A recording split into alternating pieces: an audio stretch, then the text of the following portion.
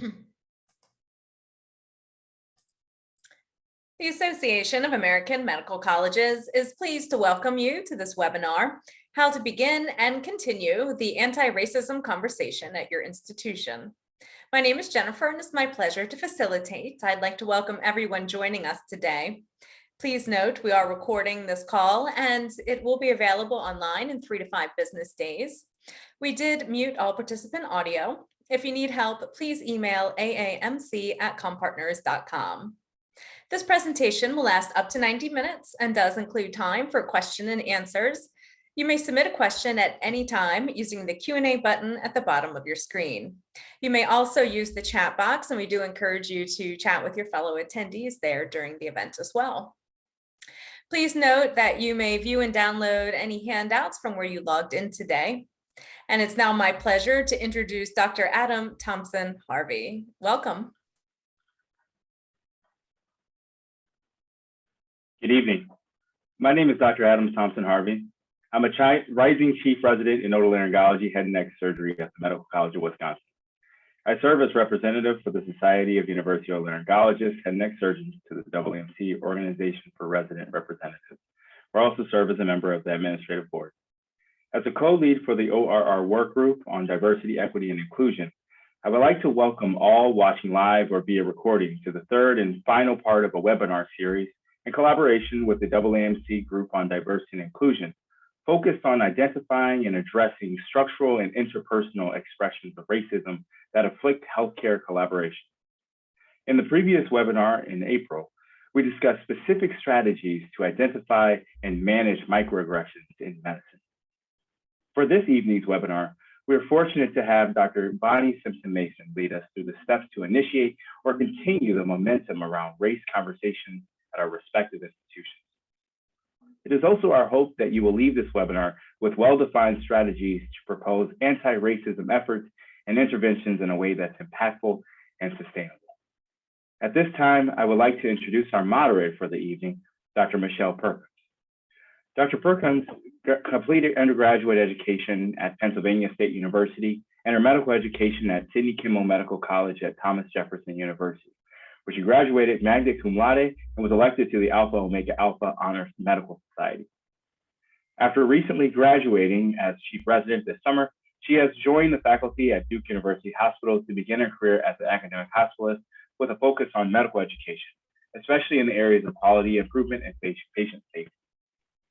She is passionate about the intersection between QIPS and health equity, as well as the ways that physicians from varying backgrounds can support each other's growth through mentorship, sponsorship, and allyship. Please welcome Dr. Michelle Perkins. Thank you so much, Adam. And good evening, everyone. Thank you all for being here for this really important webinar. As Dr. Thompson Harvey mentioned, my name is Michelle Perkins. I'm one of the members of the administrative board for the AAMC Organization of Resident Representatives this year. So I'm really glad to be here this evening to moderate this presentation on how to begin and continue the anti-racism conversation at your institution. As learners, I think we're at risk of underestimating the power that we hold in guiding institutional culture and policy changes, but it's so important for us to engage with leadership in order to help foster these long overdue updates. I'm excited to announce our speaker for this evening, Dr. Bonnie Simpson Mason, who will be discussing the active roles that each of us can have in the anti-racism conversation at our respective institutions. Dr. Mason earned her Bachelor of Science in Chemistry from Howard University in Washington, D.C., and her medical degree from Morehouse School of Medicine in Atlanta. She completed a general surgery internship at the University of California, Los Angeles, before returning to Howard University to complete her residency in orthopedic surgery. Dr. Mason has dedicated her career to advocating, educating, and empowering fellow physicians nationwide, especially those who are underrepresented in medicine. She's the founder and CEO of Beyond the Exam Room, an online community for doctors to access information about career development and practice management. And she's also the founder and executive director of Nth Dimensions, an educational nonprofit organization that has created nationwide pipeline programs with the goal of closing gender and race gaps in competitive surgical specialties. The American Academy of Orthopedic Surgery recognized Dr. Mason's ongoing commitment to physician development with the 2015 Diversity Award, one of the Academy's highest recognitions. In January of 2020, Dr. Mason joined the ACGME as Vice President for Diversity, Equity, and Inclusion, where she supported efforts to address harassment, discrimination, and other forms of mistreatment in the graduate medical education learning environment. This year, she joined the American College of Surgeons as the inaugural Medical Director of Diversity, Equity, and Inclusion. Dr. Mason, thank you so much for being here this evening, and I'm excited to pass it over to you now to begin your presentation.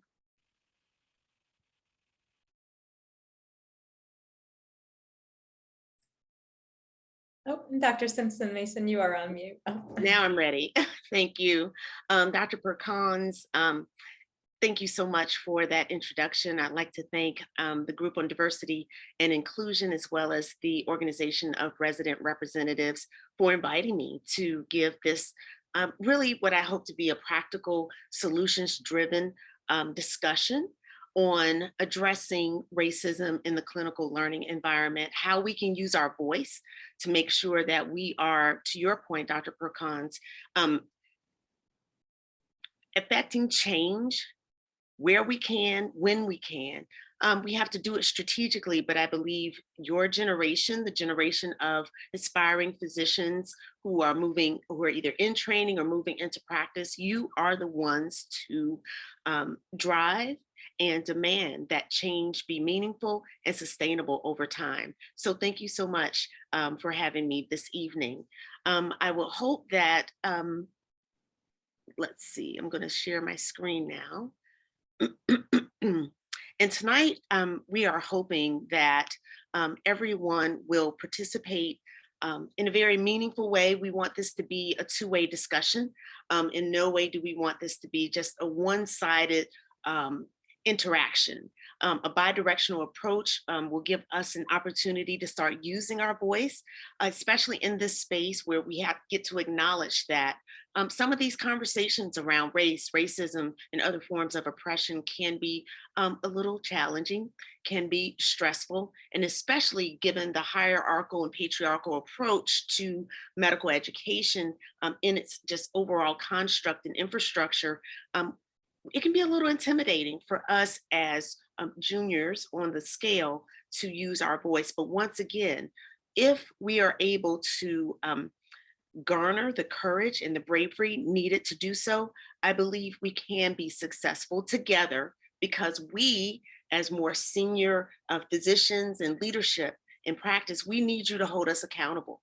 We need you all to say, what are we doing about this definitively? Because we want to see transformation in our learning environments. Because one of the things we know as we examine dominant cultural norms in medical education, and this is work that I do with Dr. Sunny Nakai, who is a senior scholar in DEI work in the country.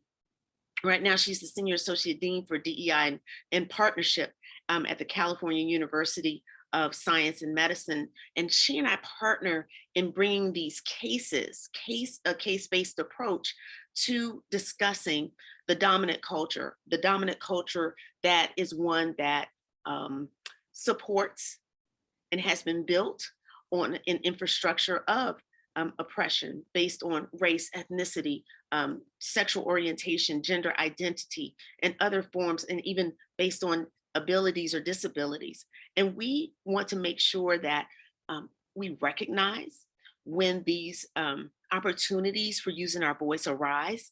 And we also want to make sure that we kind of know what to say or how to approach having the conversation, because I believe that through education and communication, we can address all of the issues that are plaguing medical education and the greater society. I believe it rests on a lack of knowledge.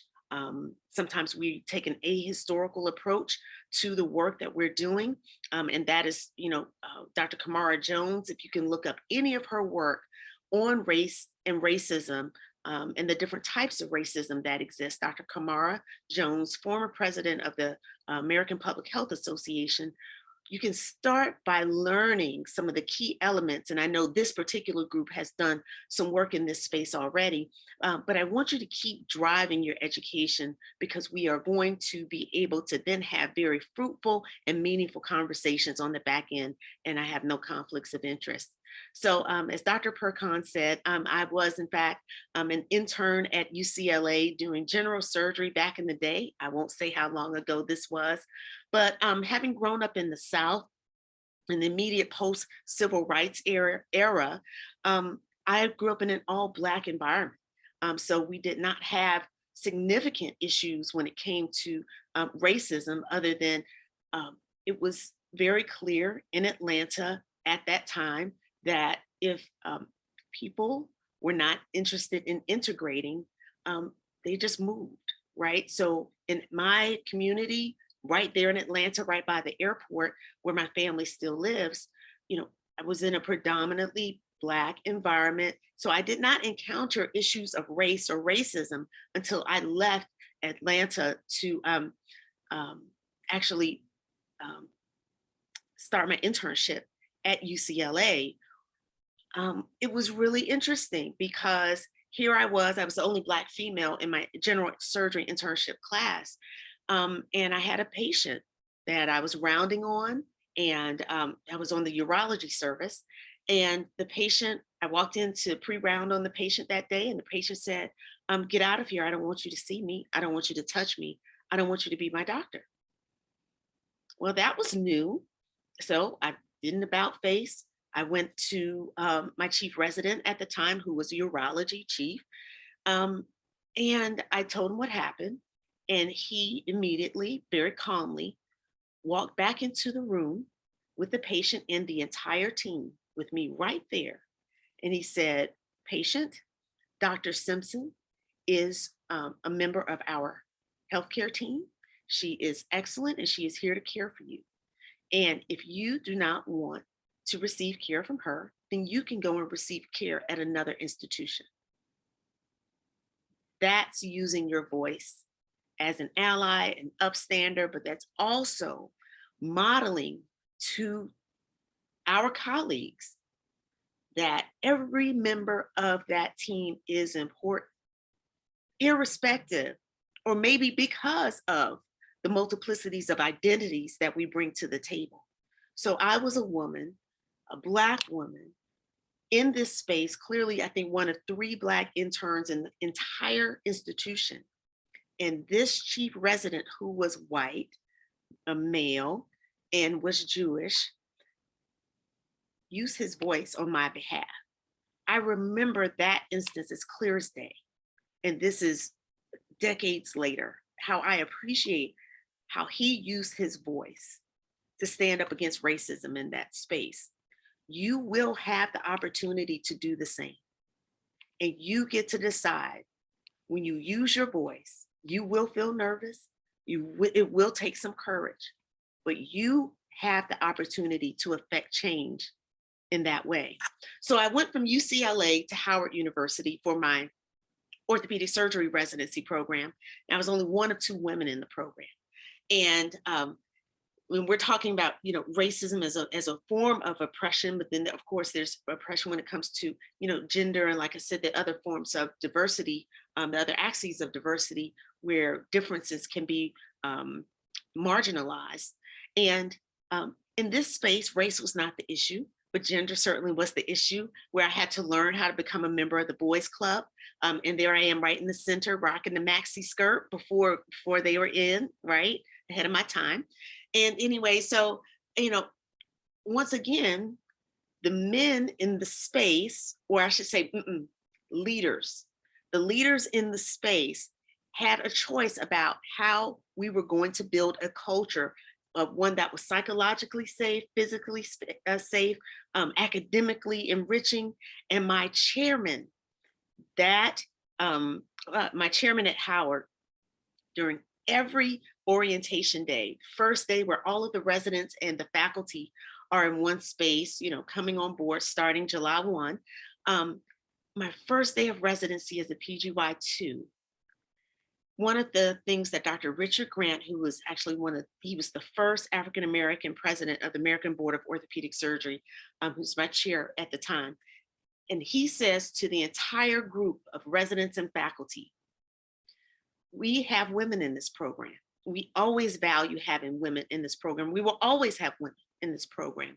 And Howard had graduated more Black women in orthopedics at that time than any other program in the country. So that's where I wanted to matriculate for residency in orthopedics. And he said to the entire group, because we have women and we value the women in our program, we will have no sexual harassment in this program. And if you want to sexually harass someone, you get to sexually harass me first.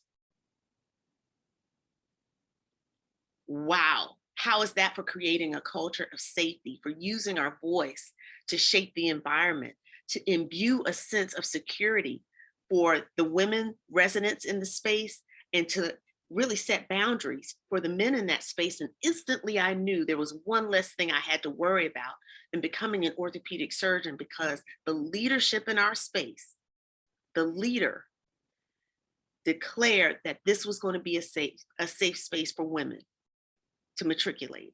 So these are the different types of ways that we can address the systemic forms of oppression that show up in our everyday situations. And we'll have a chance to talk through some scenarios tonight.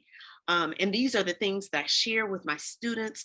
This is our 2019 class of Nth Dimension scholars, as you heard in the introduction. So Nth Dimensions is a nonprofit organization that I founded because, of course, orthopedics being the least gender and racial ethnically diverse specialty still to this day, I was told that there was no way I was going to be an orthopedic surgeon. I believe most of that was based on, just the multiple ways that I identify that are different from the dominant culture of orthopedics, which is predominantly white and male. But these are our students that we empower to say, listen, we want you to walk, excuse me, in a space where you feel empowered, where you know what to expect, because we're not going to, change the culture or, excuse me, or environment overnight.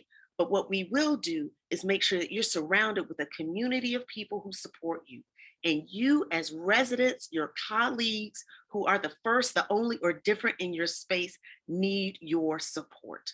There is nothing worse than being in a program where you may be the only person of color, where you may be the only woman, where you may be the only person who identifies as gay, to feel alone and isolated. When you see that person who may be different, reach out, go and ask that person, how are they doing? What do they need? How can you support them? Because isolation in residency training and in medicine overall is like kryptonite. It's kryptonite to that person's career, because you spend an inordinate amount of time managing additional stress, anxiety, and sometimes just it can become just overwhelming, because you're fighting these external factors that you have no control over. So think about where you can be of influence, not just in your immediate environment, but to the young people coming behind you. And so today we're going to look at, what do these dominant cultural norms that manifest themselves as racism, sexism, marginalization of other historically marginalized communities, what do these norms look like? How do they present? And then how do we address these norms in a way that is engaging, that lends themselves towards solutions, and then furthering the conversation itself? And we're going to apply these strategies, because what we want to do is make sure that we're building environments that are safe, equitable, and inclusive. And those are antithetical to any of the oppressive states when it comes to racism, sexism, and discrimination based on gender identity or sexual orientation, abilities, language preferences. And there are about 27 different axes of diversity that I address in my work, both at the American College of Surgeons and then also back at the ACGME where I started. So when you hear dominant culture, what comes to mind? What do you think? What are we addressing when you hear those two words combined together? And I would love at this point if you would deposit just your thoughts in the chat about what you think about when you hear the two words dominant culture. What words come to mind? Anyone in the chat? And just feel free to just share and think. And Dr. Perkins, if you could share what is being said, please. Sure. So we've got someone said white male, someone said power, someone else said the culture that has the most representation. Culture that has the most representation. We've got also not my culture. Not my culture. Okay, good. So no one right or wrong answer, but you have to think about if you are a member of that dominant culture, the people who are not of that culture may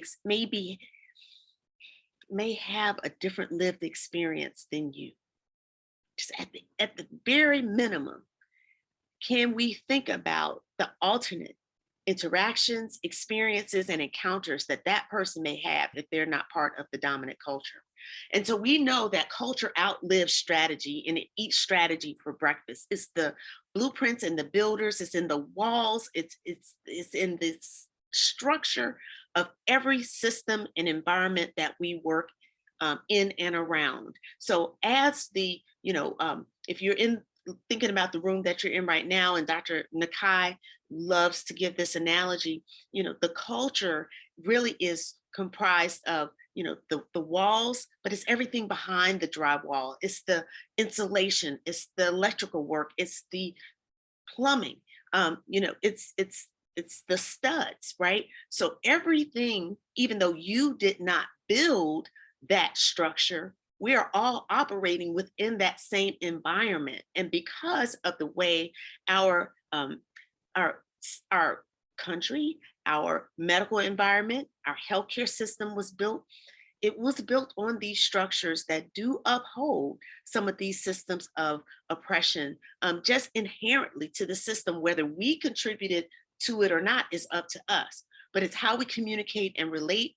It's what we then come to think of as normal, what is normalized, what we witness on an everyday basis, that we think, oh, this is just how we do things. It's just like the air we breathe. And so we want to make sure that these current manifestations of the actions from the past, as they shape the future, is where we see ourselves being able to have an impact. Culture is influenced by the values that we activate on a daily basis. It is what we live, feel, breathe, and enact and interpret every day. And this is very important. This is the most important point. Culture is shaped by events, not by intent. We can be nice people, right? But if we are not actively working to dismantle, disrupt, use our voice, and to stand in the place where we are disrupting some of these dominant culture norms that work to oppress, marginalize, diminish certain people, then we're complicit. So if we do not use our voice, then we thereby become part of the problem. And this has nothing to do with us being a good person or being a nice person. This is about us actively engaging. And this is why I'm so excited to talk to you all as residents, because it is your voice that is going to be most important in this space, where you're going to drive and hold your leaders accountable to make sure that the events that take place moving forward effectively address the issues that we are presented with from the dominant culture. Why is this important? Because, like I said, we want to create environments that are safe, equitable, and inclusive for everyone in the space, because that is the rising tide that lifts all boats. That is what allows everyone to thrive, perform maximally. And in our clinical learning space, if we all feel a sense of belonging because of equitable practices and inclusive actions that work to support the entirety of the diverse workforce, then we can create the conditions for an optimal educational and practice environment for all learners, faculty, and staff, which ultimately benefits whom? Our patients. When we are at our best, then our patients benefit the most. And that was the point. That's why we wanted to go into medicine. And it is when we don't do this, right, then our patients suffer. So that's why it's really important that, equity is one of these current buzzwords that I like to bring to your attention in terms of this particular definition. And this is based off the work of Dr. Kamara Jones. Once again, always giving her a shout out as one of my key influencers and mentors in this space, because this is her definition that we've adapted for the medical education environment. It requires that we value all individuals, voices, persons, and populations equally. That all voices, so we're dismantling the hierarchy, right? We're valuing all individuals, voices, and populations equally. Number two, we have to recognize and rectify historical and current injustices. So we can't take this ahistorical approach to saying, we're just going to address where we are right now. We have to start with why. We have to start with why. If you haven't watched the 20-minute TED Talk by Simon Sinek, Sinek, a thought leader in just transformation and leadership effectiveness, please watch his TED Talk. But you want to recognize and rectify historical injustices. That's starting with why. And then the result is that once we do these first two things, we can provide resources according to need to support those, our colleagues, our patients, without judgment. And so when we can do these three things, then we're assuring that these optimal conditions in our environment can be met. So how can you do one, two, or three of these things? All three. Your job, if we're going to forward the conversation about racism, about sexism, about oppression of other marginalized communities, what can you do to start with one of these three things? That's very important. So we'll talk through some of the scenarios and talk about how we can apply those principles of equity to our work. So we have some case scenarios, and Dr. Nakai and I have done this work, her for about 15 years, myself for about 20. And these are all real cases that we want to bring to your attention. And these are dominant cultural norms that we've actually named, and then talk about, how do we mitigate once we identify that this is a norm that may be not so healthy for us in our environment. This is primarily important because we have to understand that when we have negative instances taking place or in our environment, it's like cigarette smoke. The cigarette smoke that someone else, emanating from someone else's cigarette does affect me, right? So secondhand smoke can be detrimental to my health. And so even just being in the same environment with that cigarette smoke can affect everyone in that environment. Similarly, when we have issues of racism, I know you all talked about microaggressions, and Dr. Walker, I'm sure brought just a stimulating talk on racism as well. When we have these types of,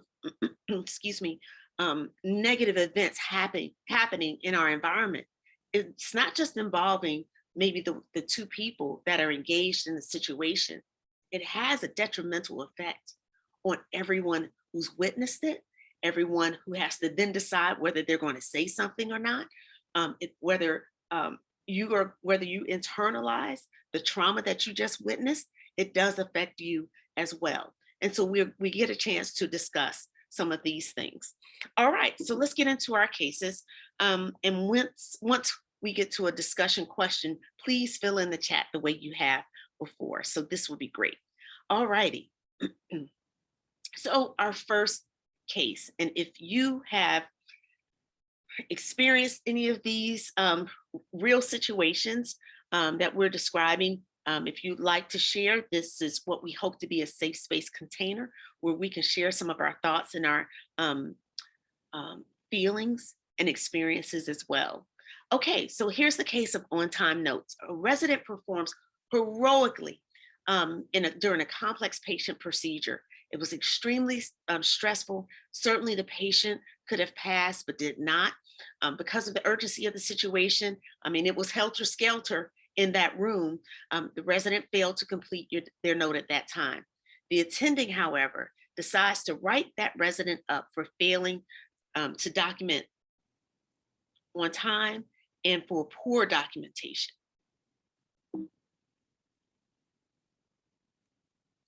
So this is a dominant cultural norm that we call one right way, where in rigidity is the predominant force that's working here, where there's no adaptation or consideration of the circumstances, and that refusal to change leads to this, like, this adherence to the letter of the law without considering certain circumstances, right? Providing resources or consideration according to need.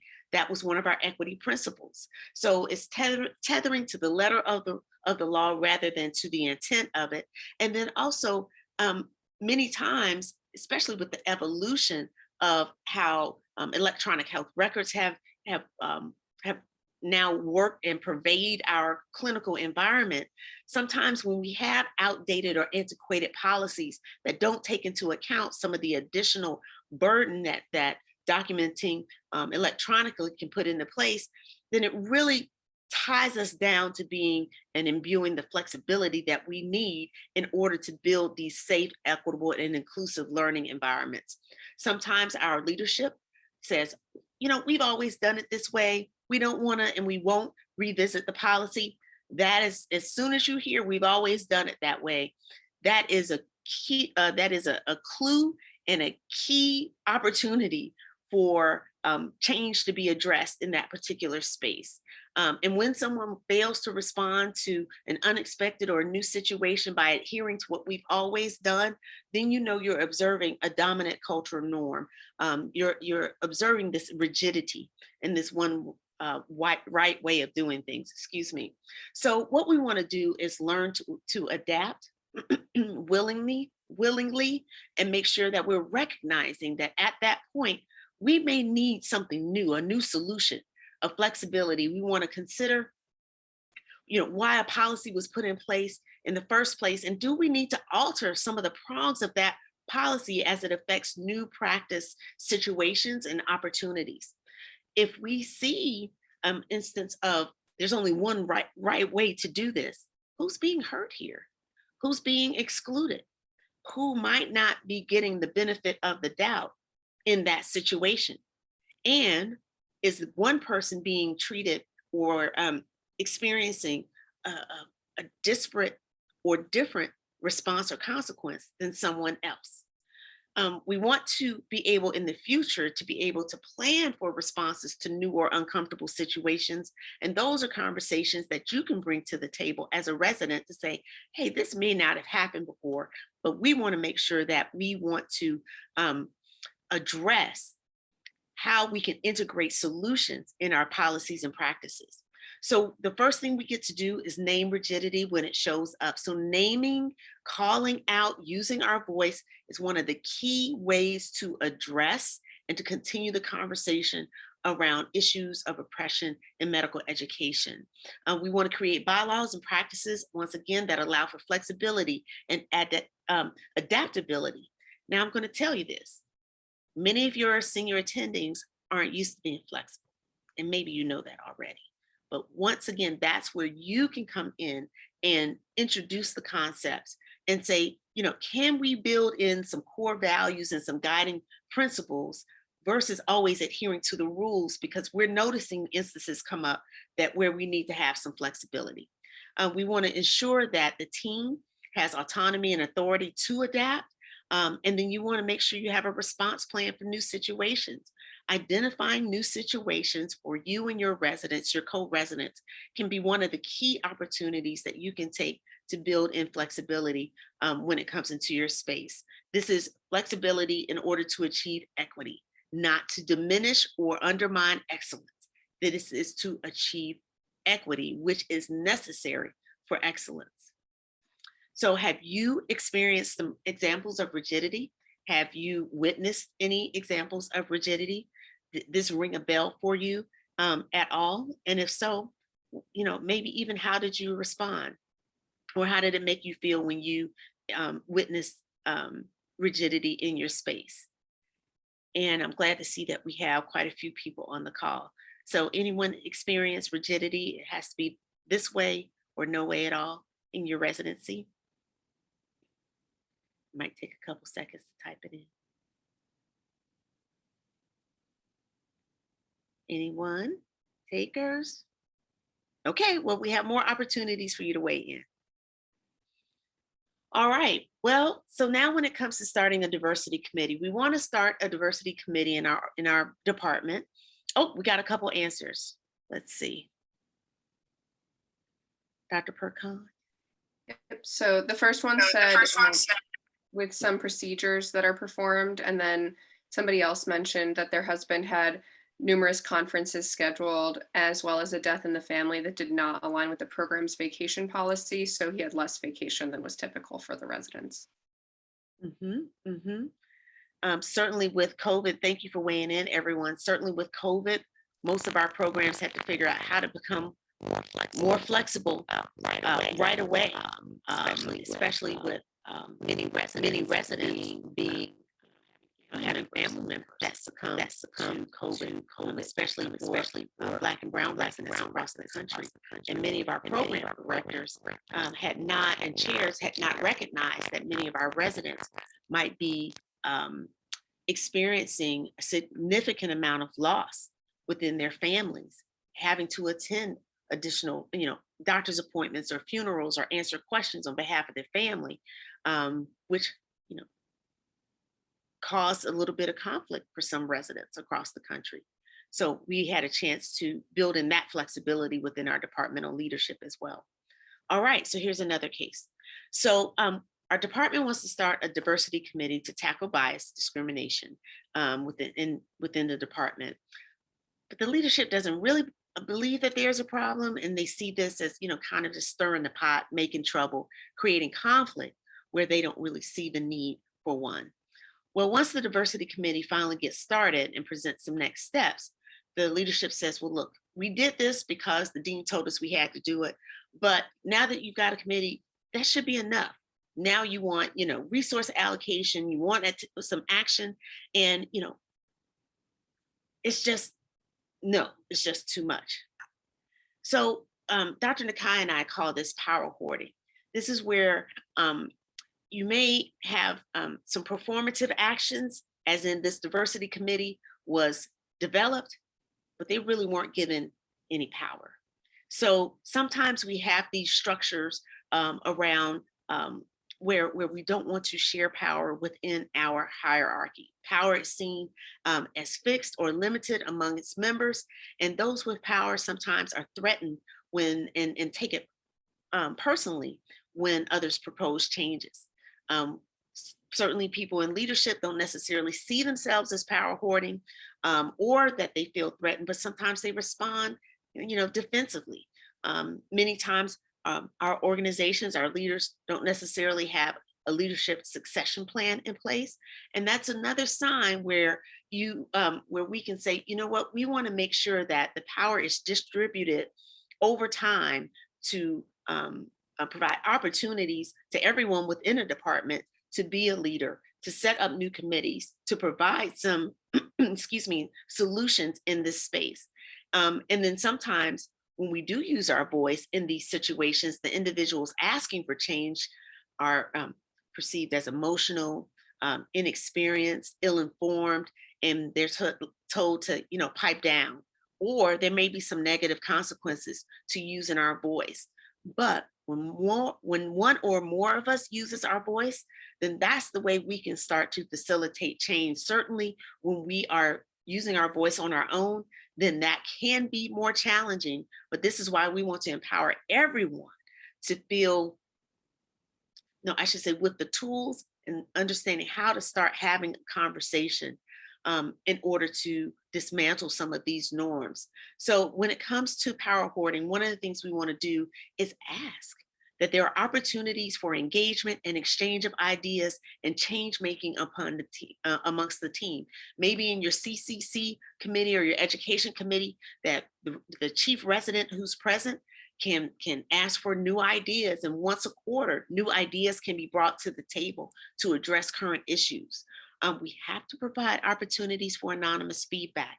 Now, the ACGME requires that programs, in its common program requirements, that programs provide ways for residents to give feedback anonymously and without fear of retaliation. And And that is a requirement. And so we want to make sure those types of opportunities are in place without fear of retribution on behalf of the residents that do speak up. And then we want to share leadership opportunities, co-rotating or framing leadership as an organizational task and a norm within our department, even and when it comes to being a chief resident. So if we can rotate power regularly within our group and have term limits and other structures in order to distribute power, we can minimize the power hoarding approach. When we have a chair of one of our committees in our current organization, and this chair, I mean, he's a senior person. And he essentially is the initial chair of the organization and has come out and said, I'm going to be chair until I retire. And so now one of my challenges as the medical director of DEI is to share and teach him about this concept of power hoarding and how we want to mitigate it, because he's part of the challenge. So you can tell that, I get to have fun all the time. So we want to create these structures for shared power and decision making, introducing these concepts such as term limits, and making sure that we communicate why this is important, bring people back to why, especially around our core values of equity, and that we can thereby value all opinions equally, another tenet of equity. So we'll keep going back to that over time. How does power hoarding manifest at your institution? Are there any instances where you've seen the same type of construct, the same type of interface happen in your organization, in your department? How about in some of your civic activities? Because some of these things that we're talking about don't just exist in medical education, but they exist outside of our organizations as well. But particularly, is there a structure where power hoarding may manifest at your institution? Anybody have any thoughts? Once again, thinking about the dominant cultural norm, thinking about how it shows up gives us the opportunity to think about how we can use our voice to address it and continue the conversation around it. All right, so we will keep moving, have a few more cases. All right, so here's a case of sexist, could very easily be racist or homophobic remarks. An attending openly makes a sexist statement to a resident in front of the team. No one says anything due to fear of him, fear of retribution, and the impending conflict that would likely arise when holding the attending accountable. So these are some of the behaviors, and certainly you all can imagine that in surgery, orthopedics, that we've encountered. I've seen this happen time and time again across many axes of diversity. But then we get to decide, what are we going to do or say or not? Because we don't want to stir the pot. We don't want the trouble, right? We don't want to cause trouble. There is a way to address conflict, but that fear of open conflict, which we have not normalized as part of the normal growth mechanism of any team, especially in the healthcare team environment, that I believe has paralyzed our ability to address some of these issues over time. In every specialty, in every type of institution, we are allergic to conflict. But conflict is a natural part of communication, growth, and evolution if we're going to build strong teams and safe and equitable environments. We have to be able to communicate through conflict. Any of you all who are in a interpersonal relationship, you know that you have to learn how to communicate through conflict. Teams may have difficulty with disagreement, discord, or debate, but when it's viewed as something negative, then we can't grow. We can't have an authentic discussion about what the challenge is, about what we can do to mitigate, and sometimes maybe not even through a punitive lens. Maybe it's even saying to that attending, Doc, what you said to that person could be very hurtful. And maybe you did not intend for it to come out that way. Maybe he did, but maybe he didn't intend for it to come out that way, but it was perceived by many of us in the group that that statement was quite hurtful, not just to that person, but also stressful and anxiety provoking to the rest of us as well. So that person, and so then you as an ally in that space, then it's not up to the minoritized person or the person who's the object of that particular exchange to be the one who has to raise their voice, because many times that person can be viewed as being the troublemaker or causing the conflict when all they did was show up in their skin, right? Show up, identifying as who they are. And so, we really want to address and come up with a way to identify and move through conflict ahead of time. So let's talk about this when we're building teams and you have a new team coming onto the wards. You want to, say, hey, listen, we may not agree all the time. So let's practice when, a disagreement arises. How are we going to frame this conflict as an opportunity to move through what could be a difficult situation and come to an agreement? We don't have to agree. We can agree to disagree, but we can align on how we will address both sides of the situation, such that maybe agreement is not the final result, but understanding both sides may be the objective, right? And so we also want to recognize and disrupt when people use their voice, vilifying that person, vilifying the person who used their voice. And especially when it happens to someone who's the first, the only, or different in your space. If you're recognizing that disparate consequences are being experienced by one person who may be that diverse member of your team, that's when you get to say something. And so we get to mitigate this by norming conflict, normalizing, using our voice to say, hey, we may not agree, but I did want to raise an alternative view. I did want to raise that this, made me feel uncomfortable. And that will start to allow you to model that behavior for other members in your group. They feel valued, they feel heard, and they don't feel so isolated. We want to assign roles or hats for team members. When a disagreement comes up, you do this ahead of time.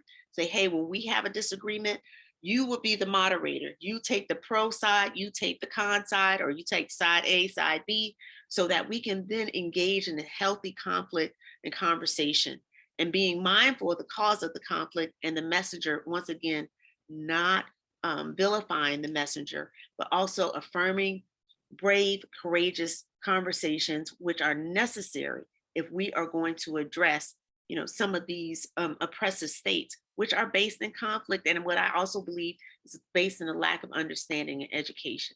We have to build these skills and not just assume, because as physicians, we talk to people all day, that we are ready and skilled to navigate these critical conversations. It takes practice. But with practice, we're very intelligent people. We can do this. We can start to navigate these tough conversations. So what about you? How does fear of open conflict impact our environments? How have you seen this show up in your space? I had a resident who saw a lot of, and please share if you would in the chat. I had a resident who saw a lot of issues in their environment. And one of the things they chose to do was speak up a lot. And one of the coaching opportunities I had with that person was to say, listen, there's a way that you get to address some of these issues, not to incite conflict, but to address it in a way where you can bring up issues such that they are addressed in a way that's meaningful and impactful. So have you seen open conflict in your environment at all? Have you seen, a fear of open conflict impact or negatively affect your ability to move forward at all? Anyone there? I can share something while we wait for folks to speak up in the chat. So you had mentioned at the beginning of the talk an example of a time when a patient made a comment to you that was clearly out of line. I think about this a lot when patients say things that are sort of sideways insulting to, you know, as a woman in medicine, or based on someone's race, or based on an accent that they might have. And I think sometimes when the aggression is a microaggression, it can be, you don't want to start a conflict where the patient hasn't started a conflict. And people often will shy away from those things and avoid speaking up like your chief resident did. And so I think kind of acknowledging that it's okay to create a quote unquote conflict in those ways and speak up to let the patient know, or whomever know, that what they said is not okay is still valuable. But I've definitely seen people shy away from it there. We've also got someone in the chat said, I see people silently tolerating what they disagree on. The silence due to fear of open conflict makes the issue invisible. It does. And it actually creates a level of stress that can be detrimental to everyone in the environment. You will be in a leadership role at some point, whether you are the chief resident on your team, whether you are a faculty member, whether you are a program director or chair, or maybe you're in a community hospital setting and you are the head physician in the clinic. You're going to have an opportunity to set a culture that includes a safe space for differing views to be brought to the forefront without it being a negative situation around conflict, creating that negative open conflict situation that we are unfortunately taught to live in medical education. So I want you to think about how you can use your voice to set the culture in your own space. So thank you for your comments. Asking for data. You know what, so I'm gonna move through because, well, no, we'll go ahead and do this one. And I have several, and I just want to be mindful of the time too, Dr. Percon. Okay, asking for data. The residency director is asked to aggregate all race and ethnicity data for their residents. A few unknowns are found in the results. When asked to clarify, the program director states that this project makes her feel uncomfortable, and perhaps this data should not be collected at all. So what this represents is a dominant cultural norm that we call right to comfort. This is the notion that those in power have a right to emotional and psychological comfort at all times, and that other people should fear offending them.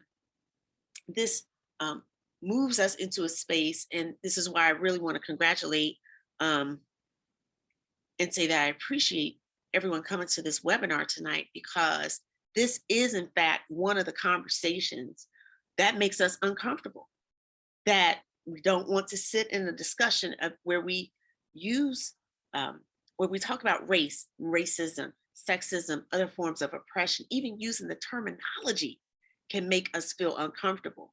So what we have to recognize, especially in this particular situation, when we don't ask the question, right? When we are fearful, and usually this is based in fear-based lack of action or inaction.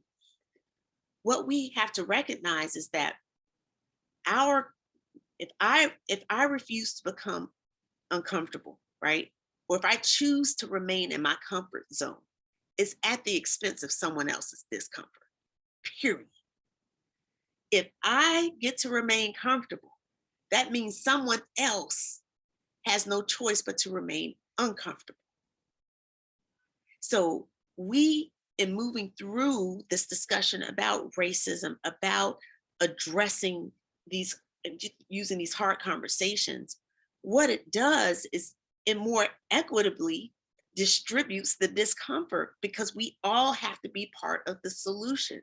But when we refuse to engage in the conversation, to ask for the data, because it makes us feel uncomfortable, then that person remains unseen.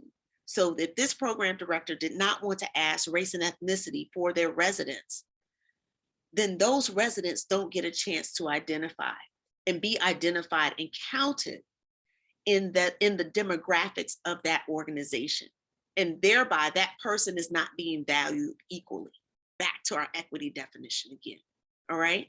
So we want to make sure that when we see that people want to maintain their sense of comfort, which shows up with people avoiding difficult topics, or they're saying, you know what, maybe someone else should do that, or I'm not quite sure that's in our scope, within our reach.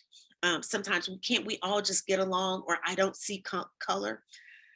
We have to recognize that that's, a situation where we're creating a more complicit environment where we're not responding to the discomfort in a way that is inclusive, but continues to oppress. And that is a hard word to use as well. But it's why Dr. Nakai and I bring it to the table.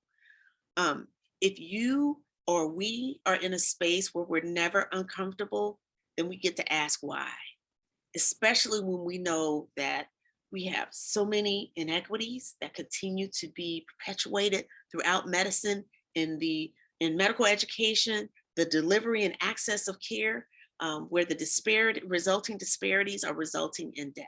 People are dying because some people want to remain comfortable. We get to question that. Even when I was doing, like years and years ago, when I would begin having these DEI discussions in the field of orthopedics, I had to figure out how I was going to navigate having these types of talks in a room where I was sometimes only woman, certainly only Black woman, sometimes only Black person, in a room of all white males. But I had to poke and prod them a little bit to ask who was willing to be uncomfortable. When you're witnessing and hear that someone is scapegoating or invalidating the expression, use of language, such that they don't have to be uncomfortable, that's when you know the dominant culture is working in that space. I actually, was interfacing with an organization that in 2020, 2021, still did not want to use the term racism, still did not want to add that to the language.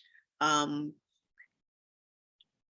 although it said it wanted to mitigate issues around race, but would not use the word racism, would not use the word sexism, certainly would not use the word oppression, and moving through towards it becoming an anti-racist society. So we want to lean into these learning opportunities of discomfort and make sure, especially if you are, I'll just say it, if you are not a person of color, if you are white, if you are a male, or even if you are a white woman, you get to use your voice and think about, how do I move through discomfort such that I can become part of the solution in these environments where I am part of the dominant culture.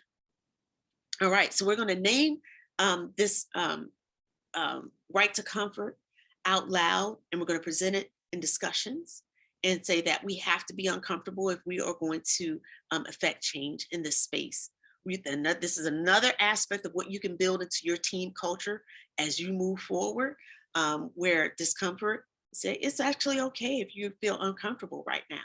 It's actually okay to squirm a little bit, because that means you're moving through a process of change. Think about how uncomfortable the butterfly is in the chrysalis before it, the caterpillar, as it's evolving into a butterfly in the chrysalis, right? Think about how much discomfort that butterfly has to go through to break out of that discomfort. That is building up that butterfly's wing muscles. This comfort, these conversations are building up your life muscles to navigate change in a very difficult space, but it's possible, right? When you hear scapegoating or invalidating or marginalizing of a particular person, you get to ask why. You get to ask and highlight, we want to be careful about how we're approaching this, because we don't want to marginalize this person with our right to comfort. I'll keep moving because I have another couple cases that we want to move through. Here's a Grand Rounds case. During Grand Rounds, a resident asked a question of an attending who's presenting. The attending responds sharply. That's a senseless question. Like, why are you even, who are you? Why are you in this training program? You're obviously not qualified to be here. Oof. How is everybody in the room feeling at that point, right? How is everybody on the team feeling about that attending's response? And we know that we have some attendings that have some poor behavior that's been tolerated over time. Yikes. This is a true story. So this level of defensiveness, it hinders learning. It causes anxiety and stress within the team. It minimizes sound decision making, because now the person who's the question asker, right, the inquirer in this space, is now spending a significant amount of time just trying to manage the toxicity that was just spewed towards them. And then everybody around that person is having to manage that same trauma, right? And it shuts down your thoughts, emotions. Certainly nobody's learning at that particular period of time, right? And really what we have to understand is that that underlying cause of defensiveness is fear. It's the prevailing notion that some team members' views have more power than other team members. And what we know now, because we know our 3 prongs of equity, that this is, once again, the exact opposite of creating an equitable situation. And we know that over time, our question asking, depending on, where we are in that environment, we have options about how those questions can be received. And quite honestly, as senior physicians and attendings who've been around a while, a long time ago, you didn't ask questions of your attending, because that was perceived as you questioning their authority, their knowledge base, and their experience. When we know, and I'm going to speak to your generation, you have been raised with a spirit of inquiry, with a spirit of curiosity that has more permissions than previous generations had. So, when you see this happening, it really is a reaction to, number one, not having permission ourselves in previous lives to ask questions, but we also have a choice in how we respond. And when you see this defensiveness, you want to make sure that we recognize it for what it is, and then start to have conversations, maybe not at that moment. If you are a chief resident in that space, or maybe you are a junior attending, or even another leader in that space, there are things that you could say at that particular time to help mitigate that particular situation. But once again, it's another opportunity for us to start this point and counterpoint dialogue, where someone gets to stand up and be an ally in this particular space, to encourage and invite that attending not to be as sharp with their words, which could be perceived as hurtful and defensive, and invite other opinions, or maybe ask the attending to clarify once again what that person's question was. This allows us, once again, so this is, once again, a set of solutions that is akin to dismantling the power hoarding that we heard. So once again, we want to name defensiveness when it shows up. We want to establish a team process that welcomes discussion, that we want to assign members of our team about who's going to moderate, who is going to be willing to be an ally or upstander in these situations. This is called building a bias response plan. When you are experiencing these types of issues, many of which center around our hierarchy, to address the known biases that show up in these ways, we want to have a bias response plan, right? And then we can ask all members as part of our culture, ask all team members to work on being less defensive. Let's talk about why you might be defensive in the first place. And let's practice some alternate responses when you start to feel those defensiveness bubbles start to creep up, right? So when we talk about, Dr. Nakai and I will talk about all the time, that we have to have the skills in order to address some of these core challenges that we know happen in our residency and clinical settings every day.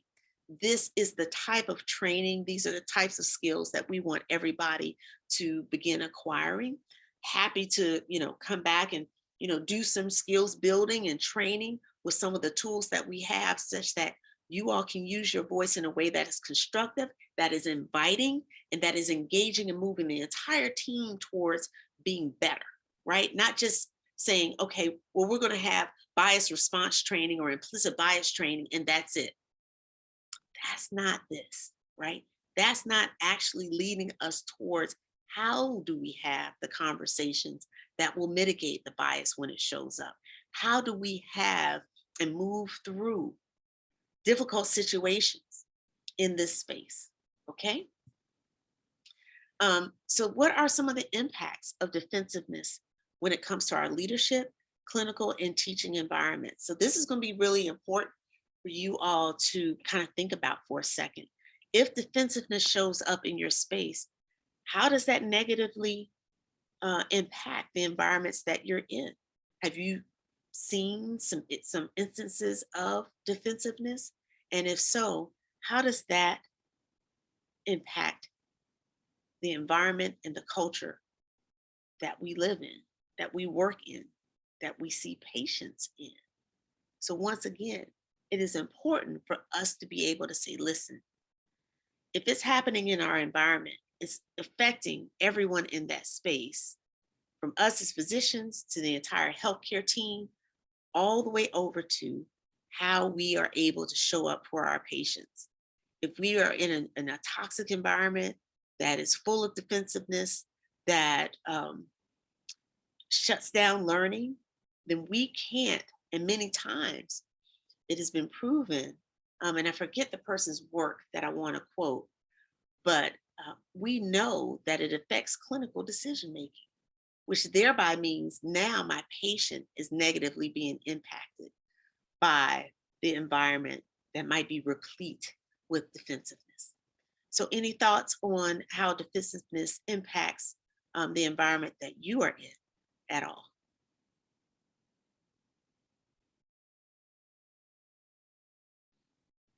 So just more to think about, more to chew on. And it's really important that we do this. All right, so this may be one of our last cases, and then we can open the floor for discussion. All right, so medical student evaluations. Okay, so Chief Resident Ann comes to me as the program director complaining about classmate Ibram. During the last clerkship block, Ann felt that Ibram did not pull his weight because he only completed 3 medical student feedback sessions while Ann and the other residents completed 8. Ann said that Ibram spends extra time with the Black medical students and that his sessions are about 20 minutes while the rest of the residents usually spend about 5 minutes to provide constructive feedback. So let's think about all of the different issues that could be revealing themselves in this particular situation. So this is a dominant culture norm where we are looking at quantity over quality. So things that cannot be concretely measured or quantified, or things that can be concretely measured or quantified, many times are more highly valued over things that cannot be concretely quantified. The content and deliverables of the meeting matter more than the culture and environment of the meeting. Okay, let's get this done. There might be a time sensitivity, and to the extent that it doesn't matter if we don't hear from everybody, or if somebody gets cut off in their mid-thought, or we refuse to address the conflict because it'll take more time. That is another situation where we're looking at these constraints that are dictating that we honor quantity over the quality of the engagement. Equity work, dismantling racism, anti-racism work, equity practices, inclusive actions, these are all relationship building opportunities. And we all know as full-grown adults, even as we try to build relationships with our patients in a truncated period of time, it is less effective than if we have time to build in the quality to the relationship that we need in order to solve some of these issues.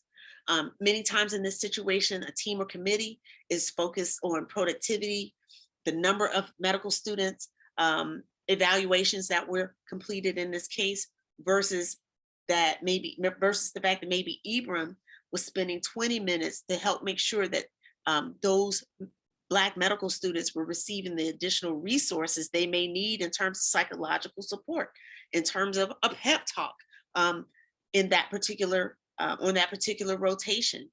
Not taking those additional instances or possibilities into consideration, that's not an equity practice, right? That's undermining our ability to create a safe environment for everyone in that space. And then when someone takes offense to that, and maybe Ibram was willing to still perform all 8 medical student evaluations, but if we don't think about or even ask Ibram, why were you taking 20 minutes versus 5 minutes? When we don't ask, which is also a key equity practice, ask. If we don't understand why someone is doing something differently than another, we can ask. That is one of the basic fundamental equity practices that we can undertake. Ask, and maybe you'll find out why Ibram was taking 20 minutes over 5 minutes, and then not use it as a punitive situation against that resident, but also an opportunity to build a level of understanding amongst all of the residents and have a conversation, a critical conversation around that. That we want to make sure that we recognize, especially in this situation, that maybe that mentoring or the conversation that Ibram was having was not necessarily quantifiable in terms of time, but it's still valuable, right? We want to make sure that we take a holistic approach to the assessment, evaluations and measurements that we're putting in place, that we value contributions holistically, quality of teaching, mentorship, volunteering. Is mentoring and DEI work, is that part of the promotions packet in your faculty development roster? Or do you get credit for that even as a resident, right? So we want to mitigate this particular norm by naming content over process when it shows up. If we have this dynamic where we are, it's got to be this, and this over the quality, then we know that we get to discuss it, have a conversation around it. We want to establish, once again, our core values, review these core values as a team, recognizing if we are going to value equity and inclusion in order to support the diversity of our workforce to the benefit of our patients, we get to anchor all of our activities to those values. And then thereby, we might get a chance to exercise the flexibility that we talked about earlier in terms of what people are required to do and how they are evaluated. We want to make sure that we're evaluating the outcomes, the mechanics of the process, and the culture of the team, not just the numbers, all right? We want to think about, how does everyone feel included? Does everyone feel like they can use their voice in this space? And that what we accomplish is valued as much as how we accomplish it, right? So the what and the how and the what's next, all of those are important components in how we move forward in this space. And so with that, I think I will open the floor for any questions that anyone may have. I'll stop sharing my screen at this point. Actually, I think I'll move to, we could do these all night. We actually have about, you see how many more I have. These are just a few of the dominant culture norms that we give training exercises around, moving through how all of these dominant culture norms show up in our medical education environments. And so you can see we have a lot of work to do. First, we have to recognize the norm when it shows up. Then we get a chance to use our voice, engage in conversation, help reshape that norm. And then we also get to figure out, how do we get to influence the culture and environment of our medical education environment in order to mitigate the dominant cultural norms that we see.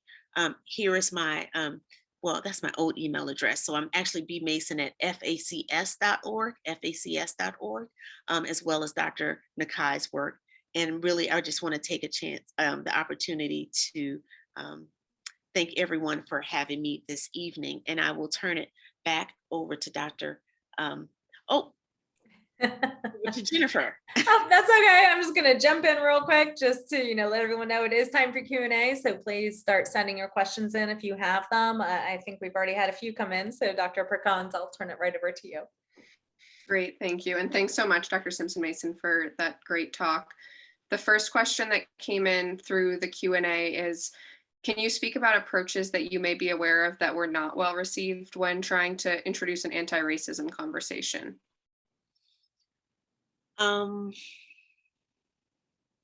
Yes. So the approaches that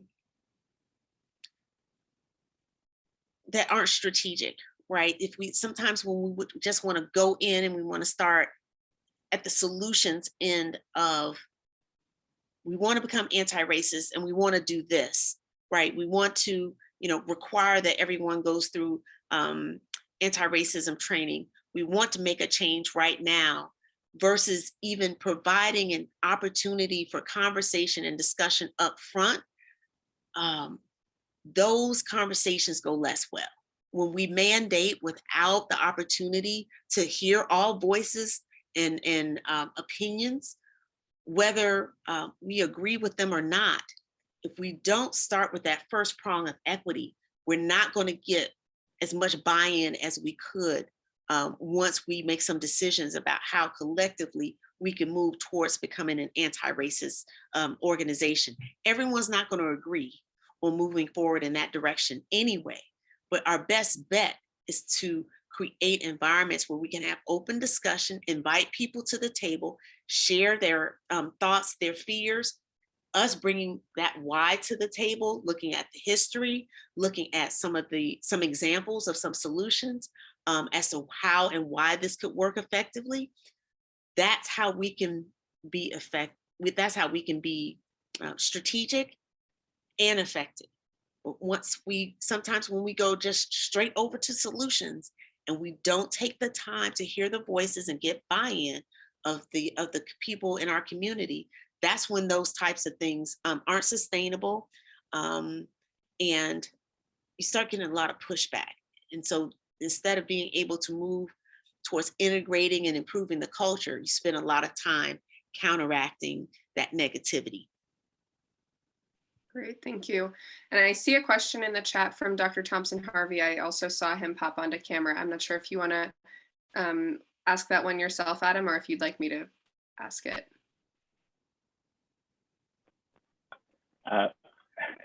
Sure, I actually had like a network issue. But, okay. I'm happy to ask it. I really appreciate the talk.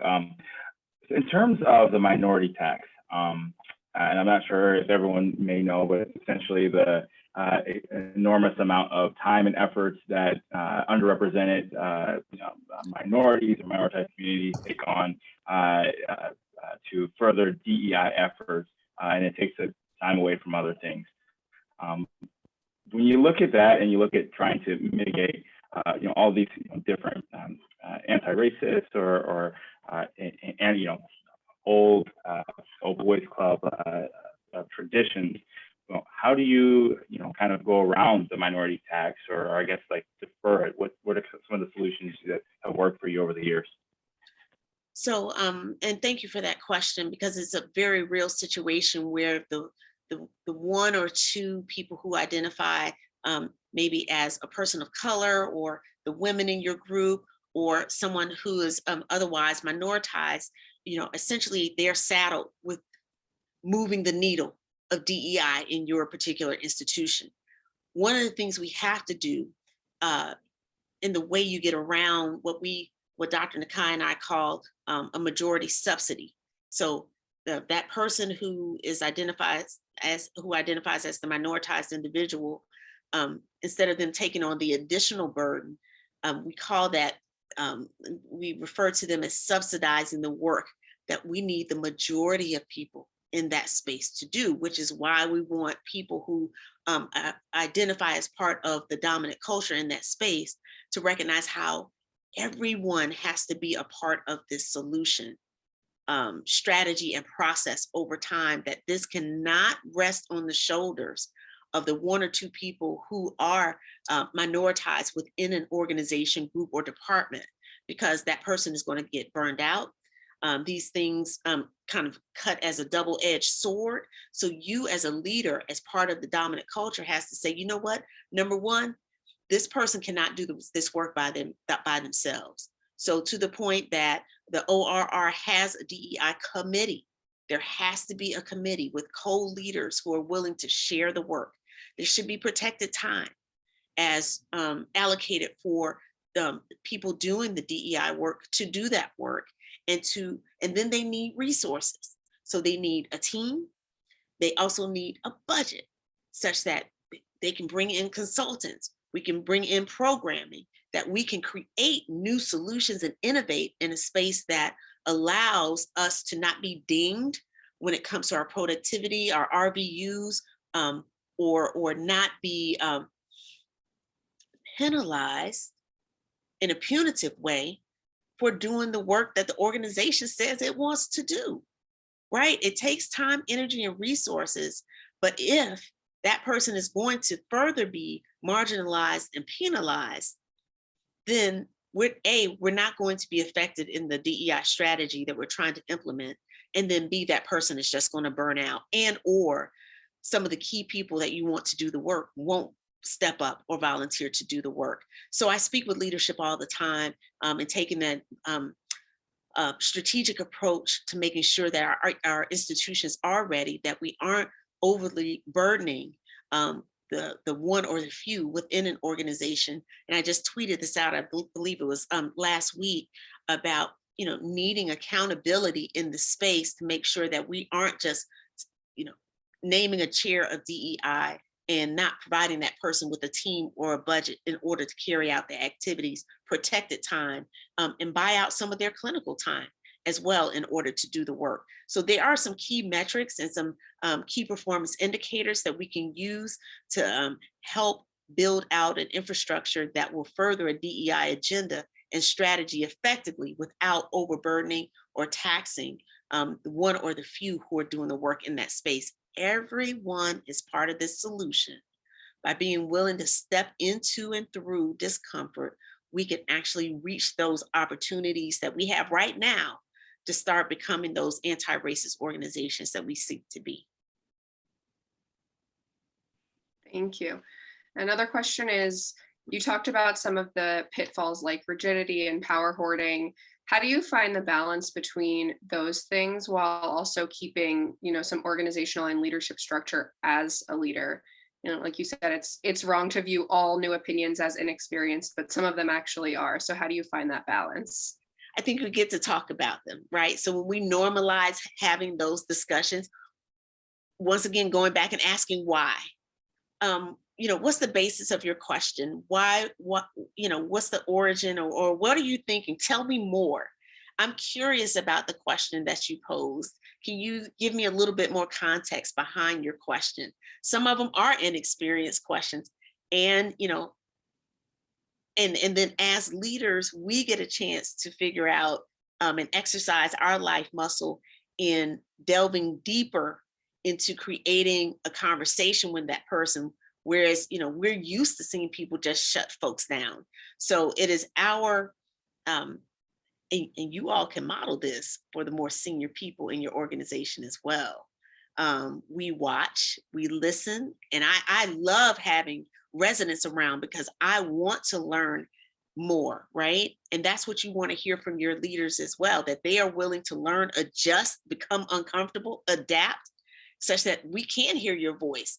So we can learn from you. I mean, every time I'm with residents, I get a new app. I learn something new technologically that I didn't know before, new language. And so that's what you want to encourage your leadership. That's who you want to encourage them to be. And for them to see that, hey, we can learn as much from each other as I can from you and benefit of your experience. You all have a knowledge, experience, and now life muscle being trained through COVID that no one else has. Leverage that, bring that experience to the table such that it can inform the processes that are taking place now in medical education that will forever be changed. So that's how you can balance that out. Again, having the conversation, hoping, teaching your leaders those three prongs of equity, that equity definition, and that, showing that your voice can be a value too. Not that sometimes it's not about right or wrong. A key equity practice embodies a both and approach. A both and approach allows for differing objectives and experiences, opinions, and comments to be on the table at the same time, and that we can learn from all of those that are on the table. Thank you. And then I think we've got time for one more, which is anonymous reporting can be a useful tool, but when a resident's learning environment is connected to a dominant culture with rigid leadership, it can be a little bit difficult. So what would you say is a must in order to survive that kind of environment? So the anonymous reporting is important. Let me tell you the second part of that. There has to be a system for managing what was reported. So we see environments that might have the reporting system, but might not have the response plan in place as to how to address what was reported. So that's the next level of opportunity.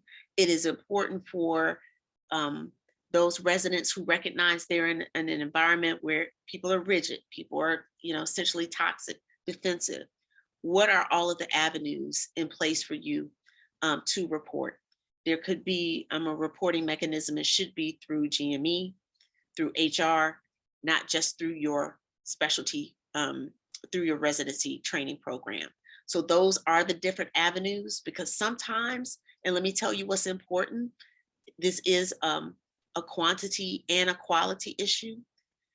If leadership, HR does not know, even if you report it anonymously, if HR doesn't know that it's happening, then they don't even know that they need to be putting some response systems in place, because they'll say, well, we don't have a problem. No one has said anything to us, right? So they're not going to fix a problem they don't know that they have. And some of our systems and programs are still keeping our heads in the ground, right? In the sand, refusing to see kind of what's, I just spoke to a chair last week and he was like, hey, we're great. We don't have a problem at all, when we have evidence that they have real issues in that program, right? And the person's like, well, I didn't know. Okay, so that's where your voice again comes into play. But look at the different opportunities for reporting that should exist in your institution, and they should extend outside of just your residency program. Once again, HR and GME also should have reporting opportunity. GME is required through the institutional requirements from ACGME, and I believe HR is as well. Great, thank you. So thank you so much again, Dr. Simpson Mason, for this presentation. I really appreciate how you broke things down into really kind of small but concrete actions that all of us can take in order to pursue these big changes. And I also want to thank the collaboration between the GDI and the ORR for putting on this webinar as part of the series that they've had this year. So at this time, I will pass things back over to Dr. Thompson Harvey to conclude.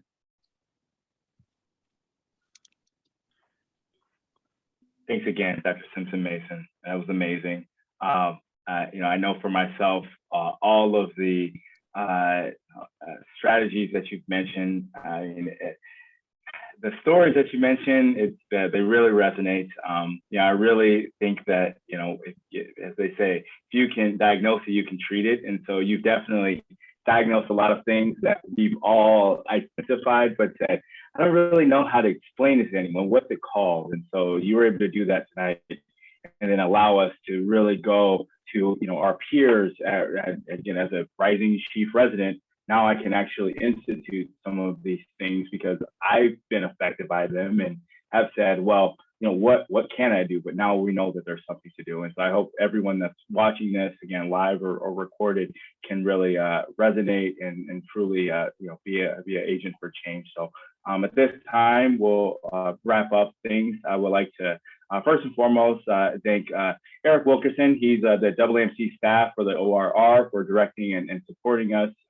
Juan Amador for his direction and support of the GEI and really helping to put these webinar series into effect, because they've all been really amazing. So big shout out to Juan. And then the AAMC staff members, Michelle Olivia, Michelle Chesterton, and then Jennifer, I may say this name wrong, Baccieri with Town Partners for the outstanding support. And then last but not least, Dr. Simpson Mason, thank you for tonight. It's been amazing. Great. Thank you so much, Dr. Thompson Harvey. For everyone who joined us, please do give us your feedback on the presentation by filling out the evaluation that will pop up on your screen when the webinar ends.